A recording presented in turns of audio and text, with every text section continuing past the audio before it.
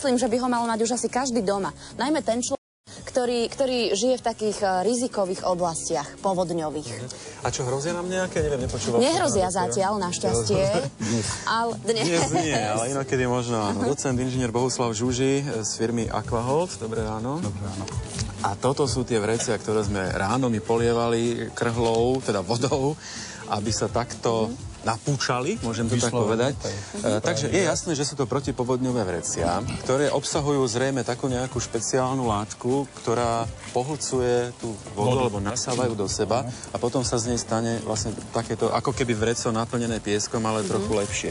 No ale neviem, prečo ja hovorím, ale vy ste na to odborní. V podstate je to alternatíva k tým klasickým pieskovým vreciam s tým, že to má niekoľko výhod proti protipovodňovým vreciam vyrobeným z piesku. Za prvé sa veľmi jednoducho skladujú aj počas 10 rokov. No, sú instantné.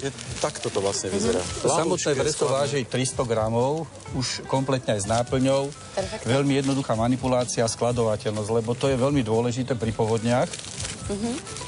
Kedy rýchlosť zásahu v podstate môže obmedziť škody vznikajúce prenikajúcou vodou. Áno. Tieto vrecia sú určené predovšetkým na ochranu pred vnikom vody do budov, do bank, do garáží, do pivnici, ochrana vodojemov, rôznych pustí, pretože sa s ním veľmi ľahko manipuluje. Také vreco piesku váži v tejto veľkosti okolo 30 kg. Toto váži 20-22 kg.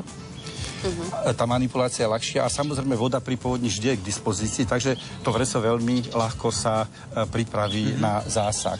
Robia sa z neho klasické zátarasy, priloží sa to k budove a do tej očakávanej výške povodne sa postaví hrádza. Druhá výhoda, ktorá je veľmi dôležitá z nášho pohľadu, je veľmi jednoduchá manipulácia po likvidácii škôd. Vreco sa môže vysušiť a opätovne použiť, pretože tá voda sa z neho odparí. Čiže vlastne sa to tam nechá, ono keď sa to vyschne, tak treba to to správne, dajme niekde zavesiť a nechá to 30 dní a vysusíš sa, dostane sa opäť do pôvodného stavu, zabalí si to dotyčný užívateľ a o rok, o pol roka ho má opäť k dispozícii. Alebo keď ho chce zlikvidovať, tak potom sú veľmi jednoduché postupy, ktoré v návodoch na použitie služby uvedené. Čo to je vlastne za látku? Čím to je naplnené? Naša firma sa zaoberá v tejto chvíli asi 8 rokov práve vývojom a výskumom použitia hydrogélov. Takže je to hydrogel, čiže to je taká látka, ktorá na malú hmotnosť viaže obrovské množstvo vody, napríklad od 100 až 1000 krát. Čiže keď máte 1 liter hydrogélu, nalejte na 100 litrov vody, tak to solidifikuje. Vytvorí sa takýto gel, alebo potom sú také veľmi prešpekulované a tie na 1 kilo sú schopné viazať 1500 litrov. To sú zase rôzne druhy. Pán docent, vy ste ich aj tak perfektne vymysleli, tie vrecia, že sa dajú tak skvelo poskladať, že sa z nich naozaj dá veľmi ľahko vytvoriť hrádza.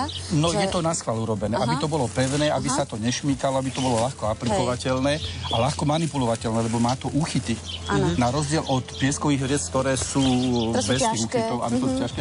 Tam nevýhoda u tých pieskových vriec je to, že juta, ktorá sa používa v podstate po jednorazovom použití, pokiaľ sa správne neušetrí, čo je v podstate nemožné, začína ako biologický materiál hniť a nedá sa použiť opakovane. To je zásadný rozdiel. A nie je to výrazne drahšie než tie vrecia s tým pieskom? Nechcem, aby ste podali presnú sumu. Ani to nie je moja parketa, takže by som vôbec nechcel hovoriť, ale jednoznačne, keď si spočítame všetky náklady, logistiku, aplikáciu, likvidáciu, sú lacnejšie. Nemôžeme to brať tak, že kúpim vrece za 30 korún niekde. Samozrejme, v tom prípade to vrecia lacnejšie, to obyčajné. Ale keď tie náklady, dovoz piesku, si predstavte, že musíte doviesť... Vyjde to na to. Vyjde to jacej. Tak trvám na tom, čo som povedala vlastne na začiatku, že fakt obyvatelia rizikových oblastí, by to mali mať doma. By to jednoznačne mali mať, lebo nemajú nároky na skladovací priestor. Jeden kubík tohoto je schopný vytvoriť velikánsku hrádzu. No a my sa s vami ešte nelučíme, pretože táto látka má aj ďalšie vlastne využitie, o ktorom... Veľa využitia o jednom ďalšom. No a môžem naznačiť, že to bude vlastne o hnojení, o takomto záhradkárstve. Sa budeme v dnešnom Teleráne vlastne ešte rozprávať. Neviem, v akej oblasti bude bývať Janko Pasiar, ale ideme sa teraz pozrieť na to, v akom